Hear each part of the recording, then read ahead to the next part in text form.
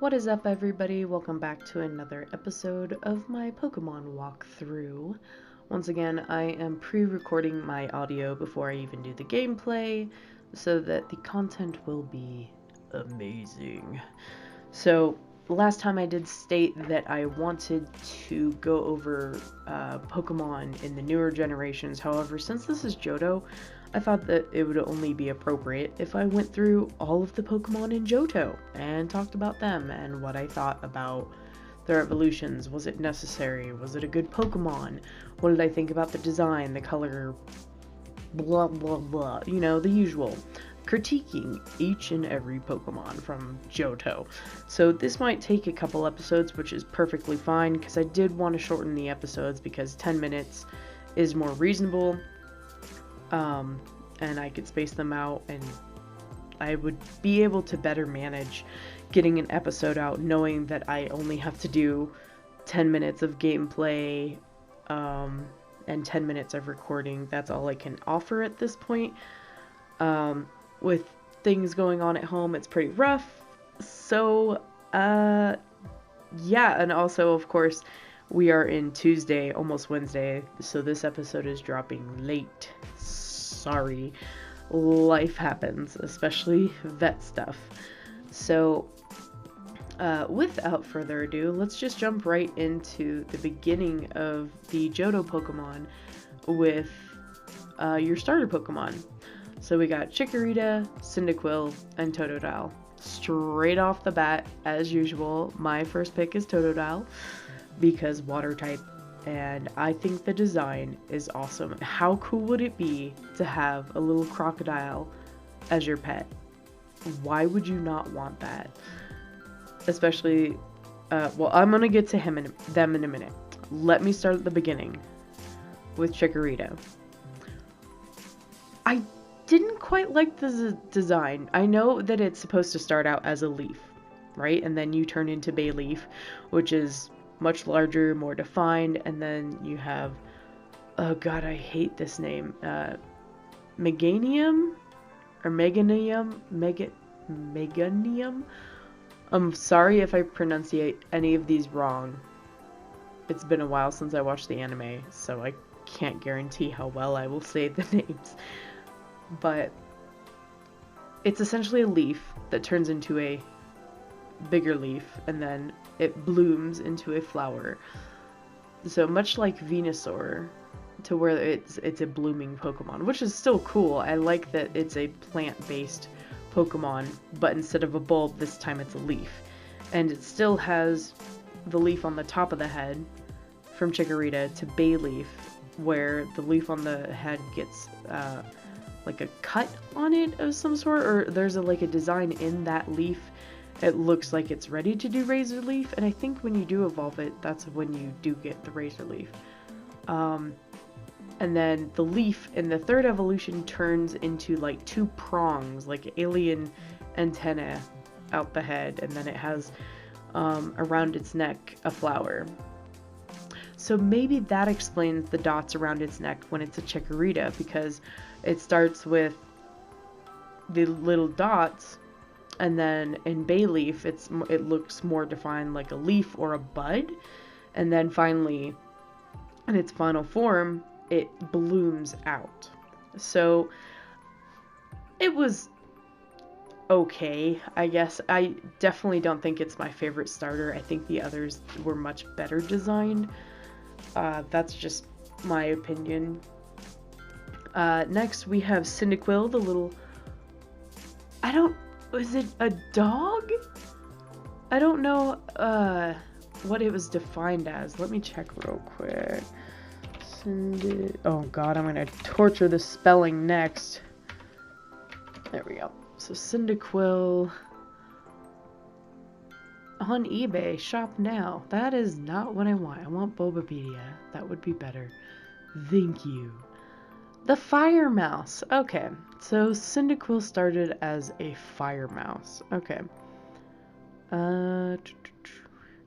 But it doesn't look like a mouse. I mean, the face itself looks more like, I don't know, something different. It doesn't look like a mouse. But maybe that's because our expectations of a mouse is a small head, big round ears, and a long tail.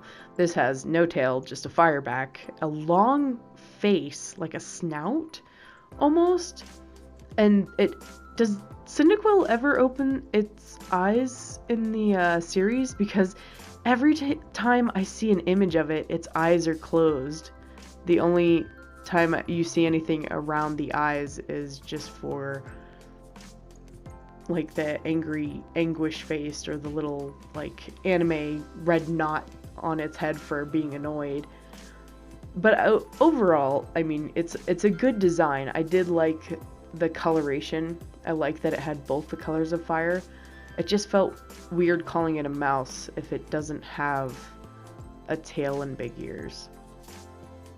And then it evolves into Quilava, which I thought was a very strange form because it elongated and went into more of a what do you call that? It's walking on four legs. Why is my internet not working? See, I can't do a review if you're gonna crash the internet. Why? Anyways, I know what it looks like from memory, so F you, internet! But I don't know, it was weird. I mean, I get it. You split the fire on the tail and essentially on the head like a mohawk. And I don't know if this one was defined as a mouse. Why is this not working? What is going on? Hold on. Are we even loading anything? No. Thank you. Okay. No. Okay. Quilava says that it's just a volcano Pokemon. It does not look like a mouse. I do like that it has ears this time. I would say it looks more like a weasel. I can't lie though. I do like the mohawk of fire, and the fire tail is nice. I just think it's weird that it would be from... It's essentially noodling out this Pokemon and splitting the fire on its back to a tail and a headpiece instead of anything on the back. But I like it. It's better than Bayleaf, you know? And then Typhlosion is also said a volcano Pokemon. And is it that much bigger? No. It's an angry looking... See, and it's funny because in the third form it does look more like a weasel than, or a badger, I don't know. Tiny little fingers.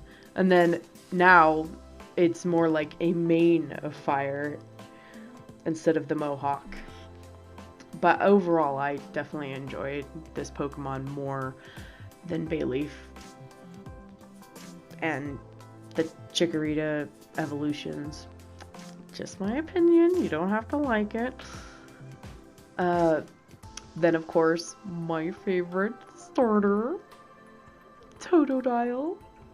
The very bitey boy. I loved the design. The thing that I did question was the like V on the chest, which was like a yellow marking. I didn't quite understand that, but I guess it would look more like a scale at that point. So at one point I did understand why they would have that afterwards. And then I really enjoyed that it had spikes throughout its entire evolution on its back. The red spikes went down the back of Totodile. Crocna had it on more of its head and neck. And then Feraligatr had it on the tail, the hunch of its back, and then on its head. It looked very dinosaur-esque, kind of like an Allosaur, where it has the two red fins on the top of its head. The dominant fins. But the only thing I didn't like about Totodile was that weird V shape. I'm guessing it's a scale. And it's so funny because Totodile is said to be big jaw Pokemon, which is accurate. Croconaw was a little bizarre for me because you go from Totodile, which is like a baby gator, essentially, and then it goes to Croconaw, and it has, like, the V, it expanded into what looked like a shell for Croconaw. So it made him a little more roundish and made him look like a egg. So I just thought it was a step back instead of forward. Overall, I did like the design, but I think they could have... I don't know, I just don't like the fact that it looks like a shell. It felt like a step back, like I said. And then for Alligator, the big boy. So I love for Alligator. The spikes on the head is more predominant. The back, the tail, so those red spikes really show up. And then the V that was under Totodile's neck comes back as like a scale at the waistline. Big old claws, its arms are huge, it has giant scales on them. Overall, I just really enjoyed that design, and I still, to this day, I'd have to say for Alligator is probably my favorite. Apparently it is in the anime, and the screenshot that they have on the website on Bulbapedia, and I'll probably post it here, it looks more disgruntling than anything. I think I would have to watch the episode, but I mean, Pokemon are still like more of a playful animal, so I guess it depends on the trainer. If you raise a good Pokemon, geez, well, gender ratio is definitely more so male than female. Good to know. We are at 12 minutes. Let's go ahead and do the first set of Pokemon. So, next up would be Sentret.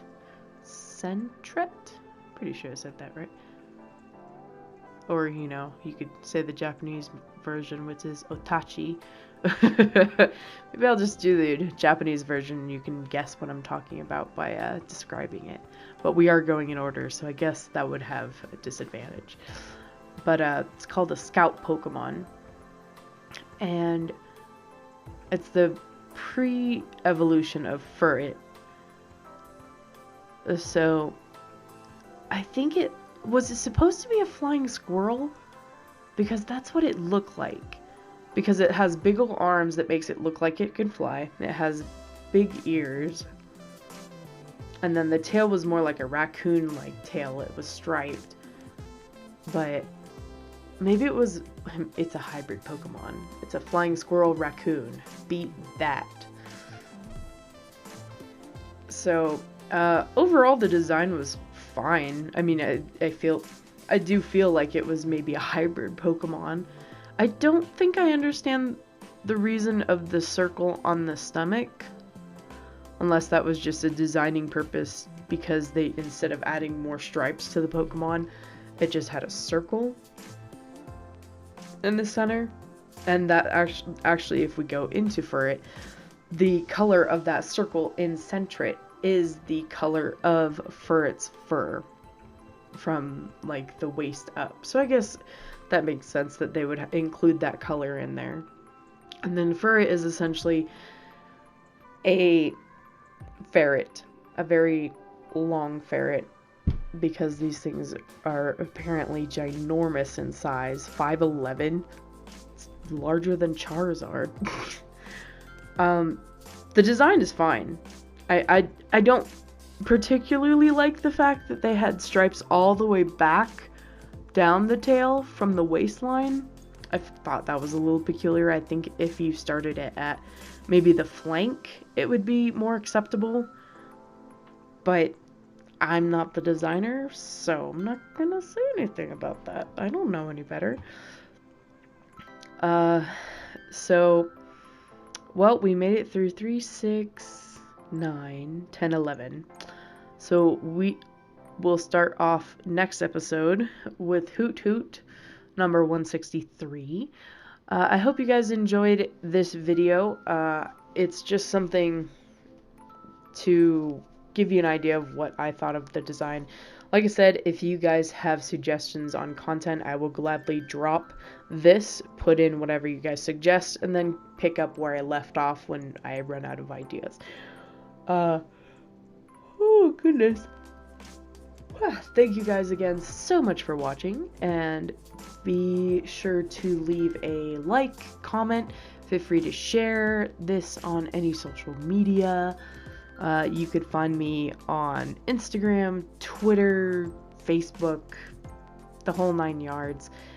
Usually I do post this more on Twitter than anywhere else. Instagram is a little hard to post to, but Twitter is usually where I broadcast it the most. So if you guys like the series, feel free to... I think that will wrap up this episode. Again, feel free to leave comments. They're extra appreciated on any form. And we will continue with Hoot Hoot on the next episode. Thanks, guys. Bye.